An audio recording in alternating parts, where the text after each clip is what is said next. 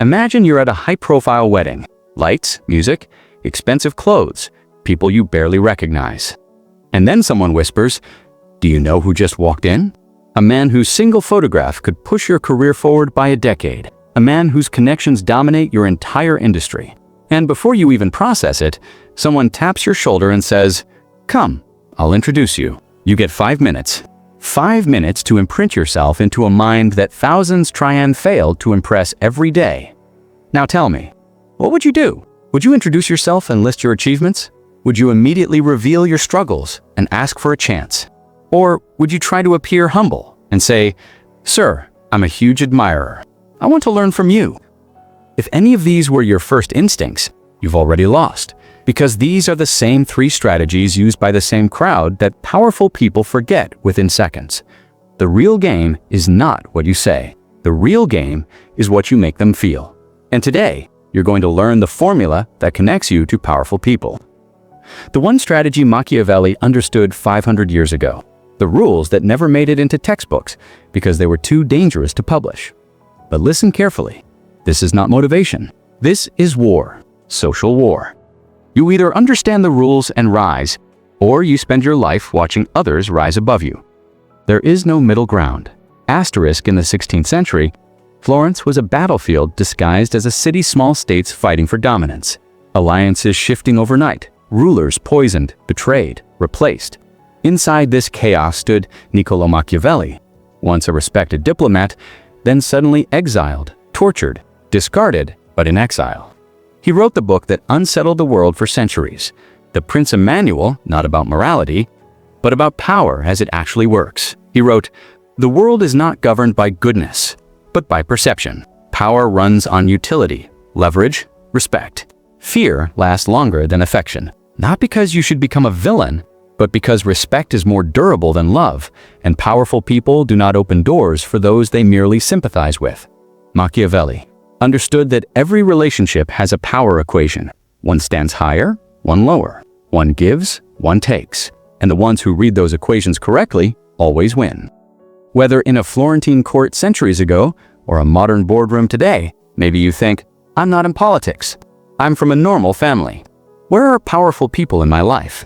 Look closely. Your boss, your senior colleague, your father in a family business, your investor, your wealthy client, that influential person you DM on LinkedIn, that community leader who can change your reputation with one sentence every day. You speak to someone who stands higher than you in some hierarchy, financial, social, professional. Every day, your behavior decides which rung of the ladder you occupy. The real question isn't whether powerful people exist in your life. The real question is, how do you behave when they're right in front of you? Do you understand what they need? Do you speak their language? Or do you show up with a list of your own needs? This is where the first dark truth appears. Powerful people do not see the world the way you do.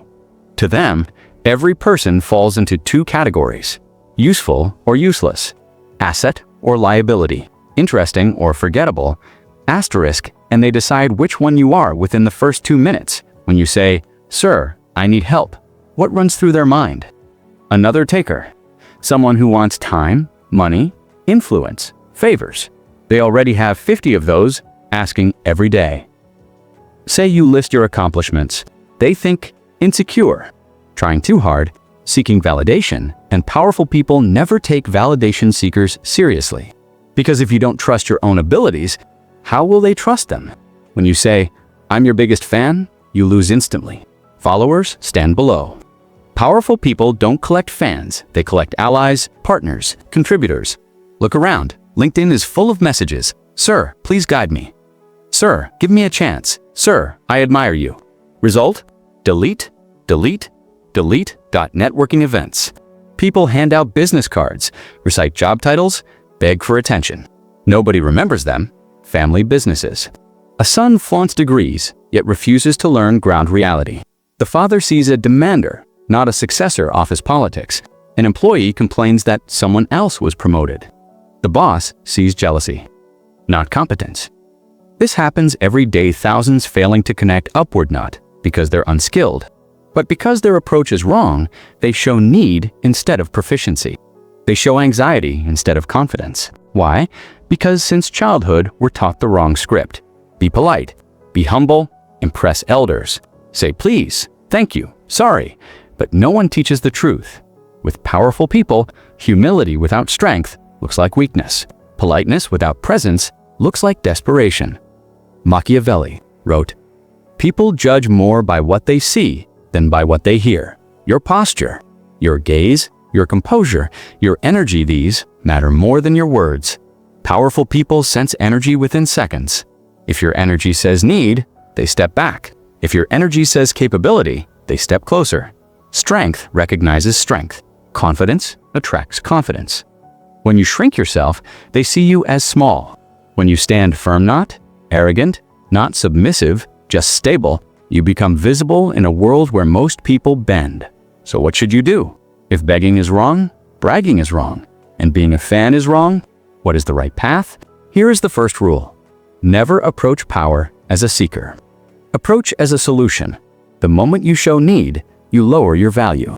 The moment you show capability, the entire dynamic changes. Powerful people are surrounded by takers' leeches, disguised as helpers. They instantly sense who drains them and who strengthens them. Your role is to present yourself as someone who adds stability, clarity, efficiency. You don't compete with their power, you complement it. To do that, follow the second rule before you act. Observe. Social climbers fail because they talk too much, too quickly. Machiavelli said, "Study a battlefield before stepping onto it." Powerful people wear masks, but their true desires leak through tiny cracks. What they emphasize, whom they interrupt, what they react to, what they avoid. You're not there to impress. You're there to diagnose.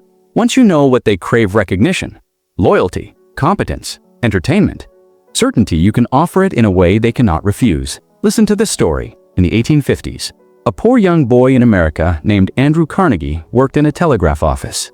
His boss, a railway executive, was always rushing. Pressed for time, Carnegie quietly stayed after hours and memorized complex telegraph codes meant only for high-ranking officers. One day, an urgent message arrived while the boss was away. Carnegie decoded it himself and made the right call. His boss returned, shocked. "How did you know the codes?" "I learned." He didn't ask for promotion. He became useful. That day changed his destiny from poor immigrant to one of the richest men in history. He approached power not with need, but with value, now a modern example in 2010. Brian Chesky couldn't get investors for his startup idea, renting out rooms online. Instead of begging, he studied the one investor who mattered most, Paul Graham. He learned what Paul respected: creativity, resilience, unconventional problem-solving. So Chesky didn't say, "We need money." He showed how they survived without money by designing and selling novelty cereal boxes during the Obama-McCain election. Paul Graham didn't invest in the cereal, he invested in the mindset. That idea became Airbnb, a multi-billion-dollar empire. Patterns never change. Power doesn't respond to neediness. It responds to alignment, competence, and strategic originality.